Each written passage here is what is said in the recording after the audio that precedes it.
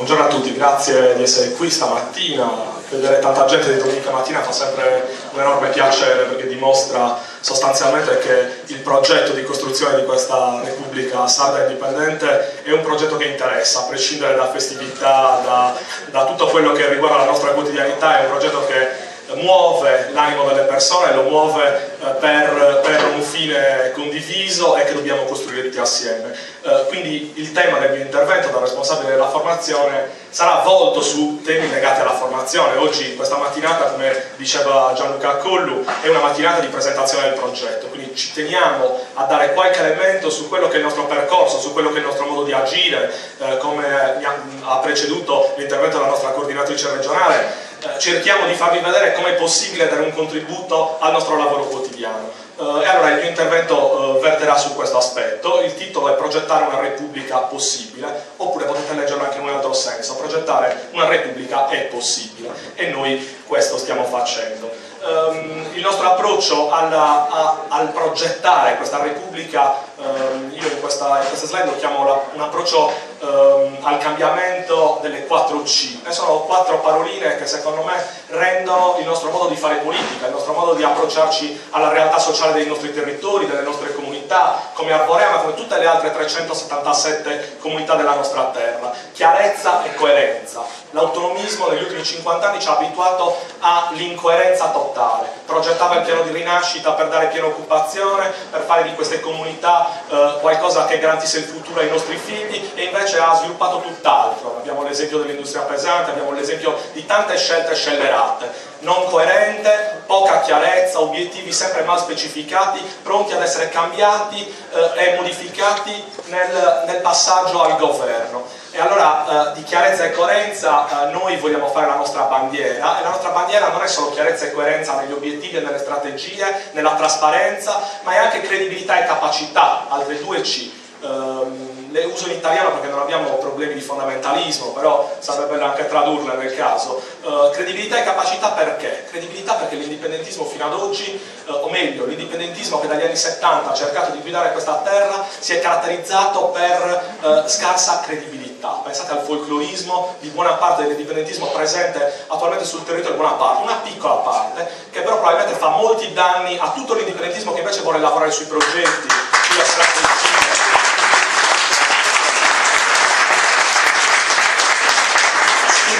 Ciò che fondamentalmente la gente vuole sentirsi dire dalla mattina alla sera. Noi dobbiamo interessarci delle nostre comunità, dobbiamo interessarci non con gli slogan, ma con le proposte politiche chiare su tutti gli aspetti dell'esistenza che quotidianamente viviamo. E allora la capacità e la credibilità sono gli altri 2 aspetti che rendono completo questo approccio alla politica. Diciamo che da questo spunto, scusate questa breve premessa, nasce un po' il senso del mio intervento oggi. Perché noi dobbiamo progettare questa Repubblica? Lo dobbiamo fare sulla base di questi principi. Sto calcando il libro, mi sono portato questo bel arnese professionale, invece continuo a usare il computer. Adesso mi rimetto in sesto. Come facciamo a progettare una Repubblica? Come si può fare? Intanto dobbiamo osservare il resto del mondo, perché come diceva Paolo, la nostra piccola isola al centro del Mediterraneo è un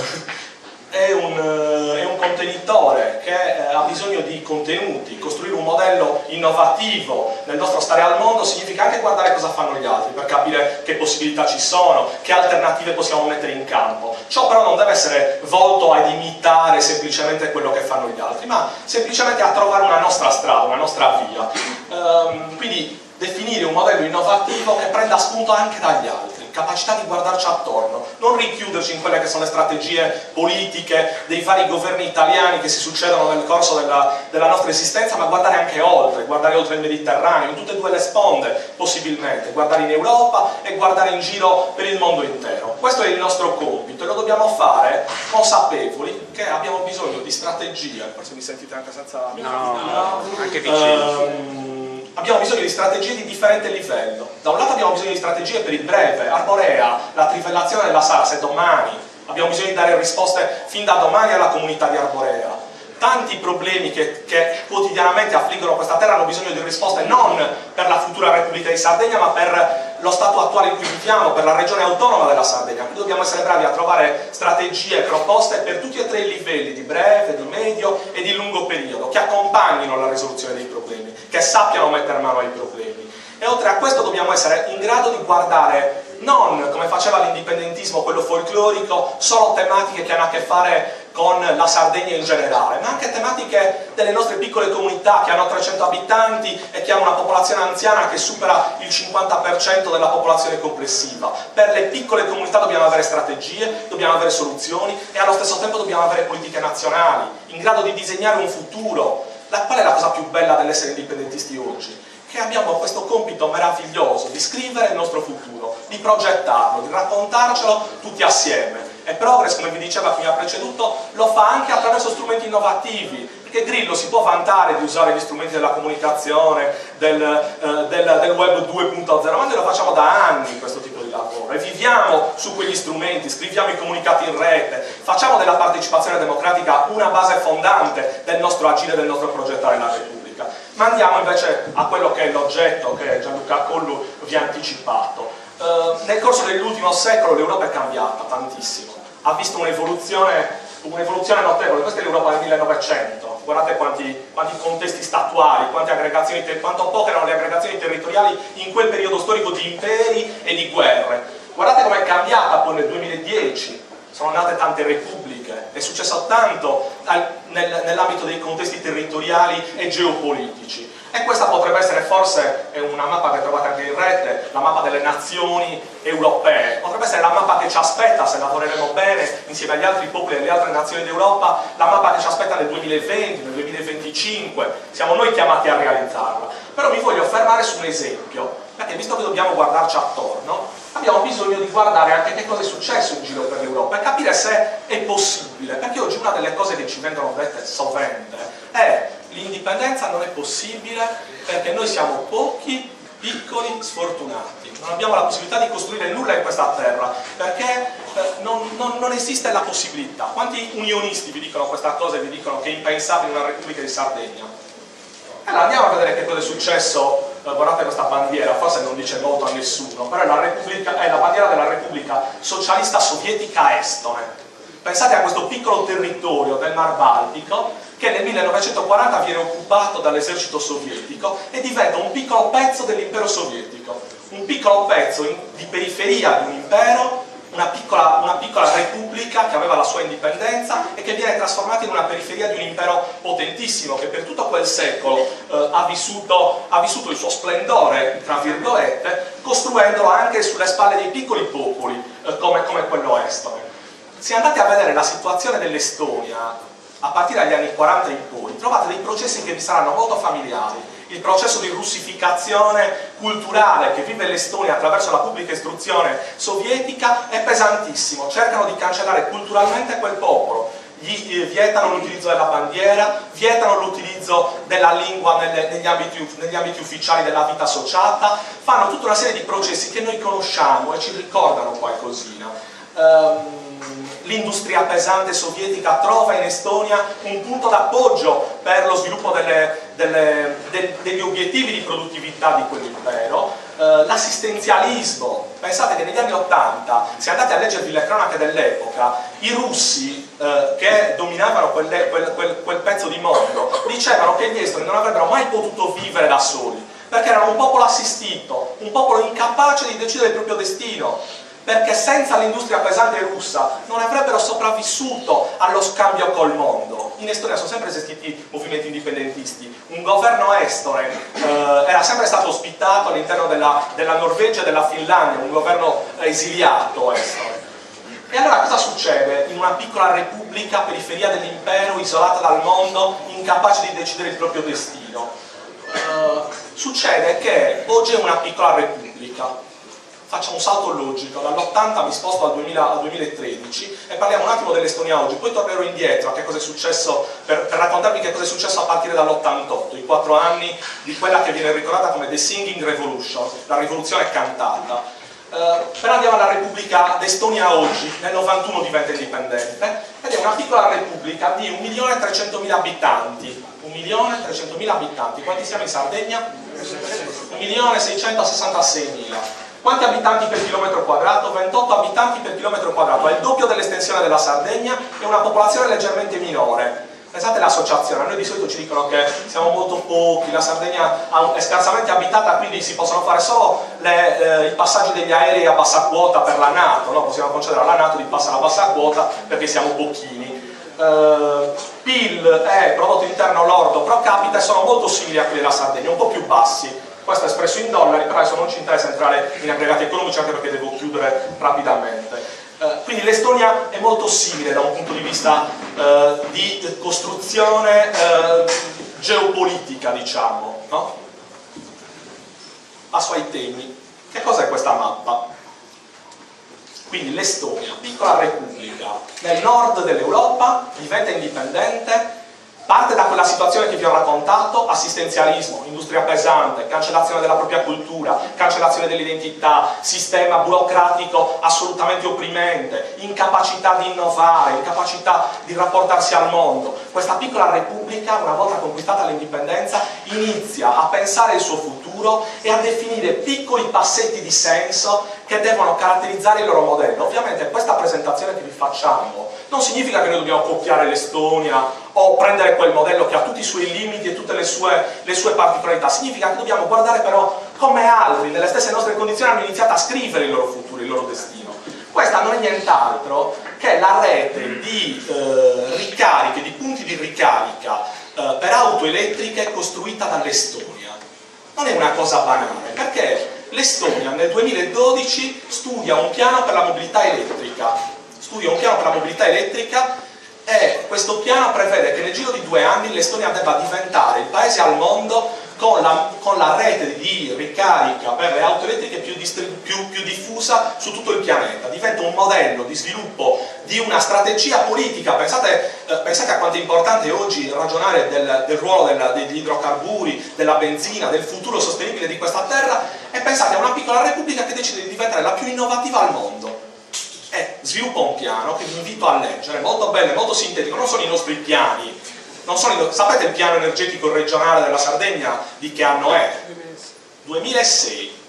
Il piano energetico del 2006 è praticamente la preistoria dell'energia per le velocità a cui va la ricerca e l'innovazione. E adesso ne parliamo. L'Estonia sviluppa questo piano per la mobilità sostenibile e non solo sviluppa la rete infrastrutturale, ma investe nelle auto elettriche delle amministrazioni pubbliche. Tutti i servizi sociali vengono gestiti da auto elettriche ricaricate da fonti rinnovabili.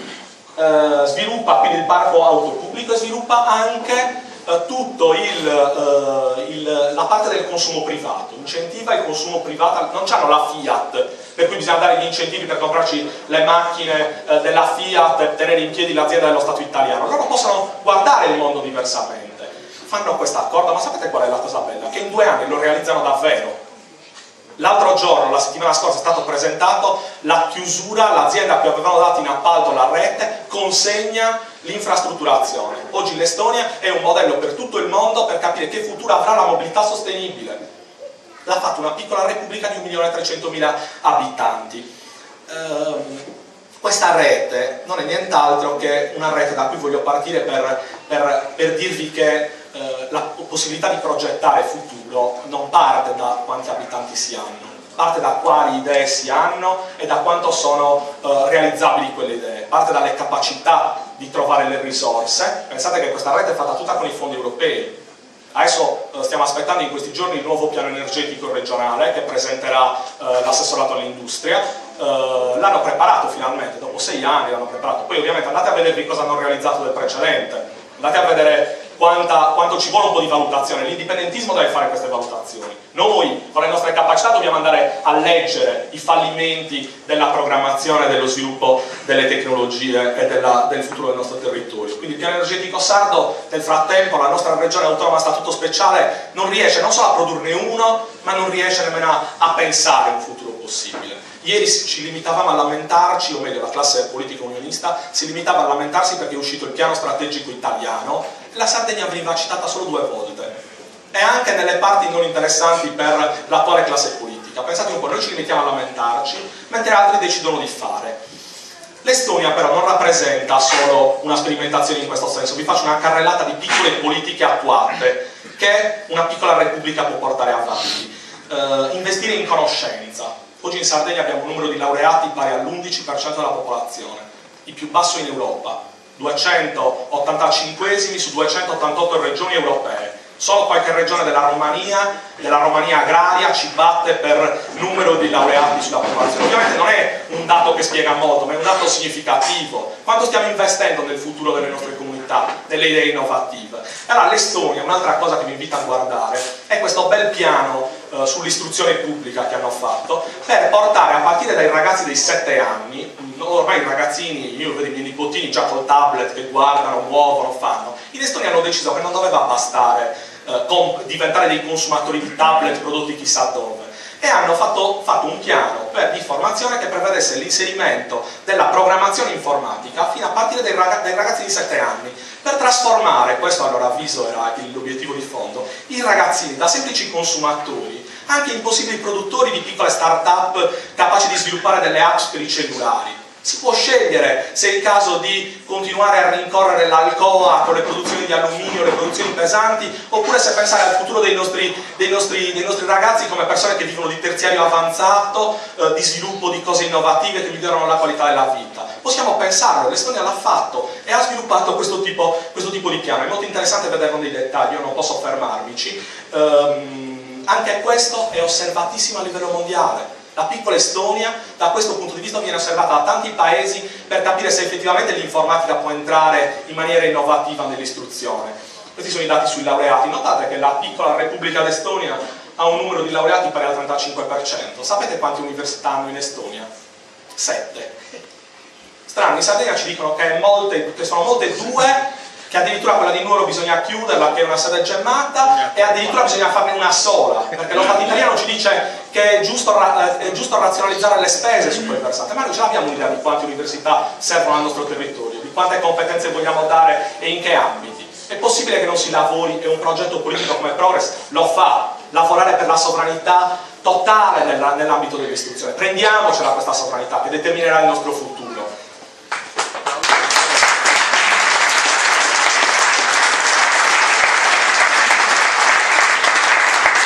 A livello europeo viene elaborato questo bel rapporto che si chiama European Innovation Scoreboard, ed è un rapporto che misura quanta capacità di innovazione ha un territorio. È un rapporto europeo che valuta una serie di indicatori qualitativi e quantitativi e ti misura quanta capacità hai di mettere soldi pubblici nell'innovazione per sviluppare miglioramenti nei processi della pubblica amministrazione, piuttosto che sostenere le imprese nei processi di innovazione aziendale, di prodotto, di processo, qualsiasi cosa. Ovviamente se voi andate a vedervi i telegiornali, trovate, l'altro giorno non so se avete visto, Cappellacci in grande spolvero che diceva: siamo la regione più innovativa d'Europa, 9 milioni di euro abbiamo destinato all'innovazione. Avete visto i telegiornali? Diceva così. Ovviamente la gente sente che Cappellacci ha messo 9 milioni di euro per 2 bandi importanti e dice che è la più innovativa d'Europa, e ci crede pure. Chi è che deve dare gli strumenti alla gente per capire che, se si vanno a vedere i rapporti, la Sardegna rientra tra le regioni low innovator, cioè con basso livello di innovazione, con basso livello di investimenti, non è questa? Con basso livello di investimenti nelle imprese di innovazione e bassissimo livello della pubblica amministrazione sul PIL. E guardate l'Estonia invece, piccola repubblica sovietica, sfortunata, oppressa dalla dittatura, che ha iniziato a investire in innovazione, in ricerca, le smart-up. È il paese al mondo che ha il tasso di smart-up più alto del mondo. E anche questo è un altro elemento di una piccola repubblica che viene osservato. Come mai vanno tutti in Estonia? Forse perché la Costituzione estone prevede che tutti abbiano il diritto di accesso al web ad alta velocità, perché la Repubblica Estera ha deciso che anche quel piccolo diritto di cittadinanza banale dell'accesso al web, alla comunicazione, all'informazione, alla formazione, all'autoformazione fosse sancito dalla sua Costituzione. Sì, l'ha deciso, tant'è che molte start-up italiane nascono in Estonia piuttosto che nascere in Italia, perché lì una impresa la registri in mezza giornata sul web. L'Estonia ha deciso anche di costruire un modello di democracy. Loro hanno sviluppato un processo di digitalizzazione delle identità. Tutti i cittadini estoni posseggono una carta elettronica digitale, quella che di cui in Italia si parla da 20 anni. Se ne parla da 20 anni e non si è mai fatta e non si farà. Nel giro di 5 anni di sperimentazione in Estonia i votanti alle elezioni, no? Pensate alla banalità del seggio, alla costruzione del seggio, alle spese che si hanno per la costruzione del seggio, alla possibilità di fare il referendum, quanti se ne vogliono se si sviluppassero tecnologie di questo genere. In Estonia nel giro di 5 anni sono arrivati ad avere su 1.300.000 abitanti 120.000 votanti online. 10%. Il 10% della popolazione vota in maniera digitale. E poi queste cose ovviamente si ripercuotono, perché pensate a Tallinn. Tallinn decide di rendere la mobilità cittadina gratuita, fa un referendum cittadino e chiede alla sua popolazione di decidere se i soldi, i milioni di euro che ci vogliono per fare la mobilità cittadina gratuita, i cittadini li vogliono investire in quello o li vogliono investire in qualcos'altro. Con una consultazione svoltasi in maniera a metà tra il digitale e il fisico, Tallinn decide che la mobilità della propria comunità diventerà gratuita, un bene collettivo, la mobilità gratis. In Estonia sono presenti 1500 hotspot wifi ad alta velocità gratuiti. Sapete le politiche della regione Sardegna su questo versante quali sono? Avete presente Surfing Sardinia? Avete presente? Andate sul sito e andate a leggervi il numero degli hotspot che Surfing Sardinia, il progetto della regione autonoma della Sardegna, con finanziamenti PORFESE, finanziamenti europei, quanti hotspot ha sviluppato e quanto incidono nella nostra vita. In Estonia coprono tutto il territorio nazionale, in Sardegna sono 72 hotspot, se non ricordo male 72-82. È ovvio che le politiche poi determinano la nostra qualità della vita, le politiche caratterizzano il nostro stare al mondo. Il modello Estonia, che è fatto di e-government, che è fatto di democracy, che è fatto di e-sanity, la sanità giocata online, è un modello anche questo che l'Estonia, guardate bene, esporta. Ci sono le fondazioni estoni che esportano questo modello in altri paesi europei per far vedere come funziona. Una piccola repubblica di 1.300.000 abitanti. È una piccola repubblica che ha un debito pubblico, che è il debito pubblico più basso d'Europa, in assoluto. È una piccola repubblica che ha scelto anche una strada particolare, molto liberismo, ha scelto una strada sua, personale, una flat tax su tutte le imprese che investono, ha scelto un suo sistema fiscale. Pensate al dibattito sulla zona franca attuale. Noi ci stiamo arrabattando su quanti punti franchi possono cambiare il nostro futuro, ma il problema è la sovranità fiscale. Potrebbe essere anche nel breve periodo trovare una strategia per ottenere delle agevolazioni doganali, ma cosa pensate che vi cambierà se nel porto di Oristano riusciremo a importare delle merci dal Giappone e riportarle magari in Medio Oriente con i dazi doganali abbattuti? Sì, è interessante per qualche impresa, non lo so per chi, ma non cambia il nostro futuro. Noi dobbiamo ragionare sulla sovranità fiscale. Queste sono strategie di brevissimo periodo che possono essere un pezzo della nostra strategia di lungo periodo, ma non possono essere la nostra strategia. Avremo l'orizzonte troppo corto, non stiamo progettando un futuro diverso. Vado a chiudere. 4 anni dell'88 l'Estonia avvia la Singing Revolution. L'impero sovietico non se n'è andato perché aveva voglia di andarsene, era nel periodo di Glasnost, c'era Gorbaciov, chi di voi ha l'età giusta per ricordarselo se lo ricorderà. In quel periodo le bandiere estoni sono ancora vietate, loro non possono usare il loro tricolore, loro non possono cantare la loro canzone, l'inno nazionale estone non può, vecchio, quello del 1918, non può essere cantato, altrimenti c'è la prigione, ci sono stati i gulag e tutto quello che ne consegue. Che cosa succede in Estonia? Nell'88 si inizia un festival, in un festival, ve lo faccio vedere direttamente, ho chiuso, sono gli ultimi 2 minutini. In Estonia nel 1988, vediamo parte del video, purtroppo non c'è audio. Nel 1988 a un festival della canzone popolare gli estoni prendono il loro destino in mano e nonostante la legge vieti di cantare quell'inno, iniziano tutti assieme a cantare quell'inno. Festival dopo festival, in quei 4 anni, gli estoni iniziano a ricantare quell'inno fregandosene del fatto che fosse vietato, fino ad arrivare al 1991, quando 300.000 persone a Tallinn iniziano a cantare tutti assieme quell'inno e danno avvio alla Singing Revolution. Danno via quella rivoluzione non violenta che non vede mai un fucile, che non vede mai lo spargimento di sangue e che costringe l'esercito sovietico a ritirarsi. Sono bellissime le immagini dove si vedono le catene umane di persone che cantano. Vi invito a guardarvi alcuni video. Questo è il trailer di un film molto interessante sulla rivoluzione estone. Le persone prese per mano che cantano l'inno con i carri armati sovietici che vanno via. A cosa ci serve guardare l'Estonia? Ecco, questo è il festival in cui iniziamo a cantare tutti quanti. Ritorna il tricolore, l'Estonia diventa una libera repubblica indipendente che può disegnare il proprio futuro. Oggi per noi, scusate, ritorno ecco, qua c'è un po' di immagini. No, scusate, sto sbagliando. Oggi noi cosa abbiamo come compito? Quello di riempire la nostra cassetta degli attrezzi. Noi abbiamo una cassetta degli attrezzi che è quella per fare la Repubblica. Dobbiamo riempirla di contenuti, di esempi di altri paesi, di possibilità, di scelte nostre. Dobbiamo costruire tutti quegli strumenti e quelle idee che possono servirci per migliorare la nostra terra, guardandoci attorno e cercando di dare un futuro a questo territorio.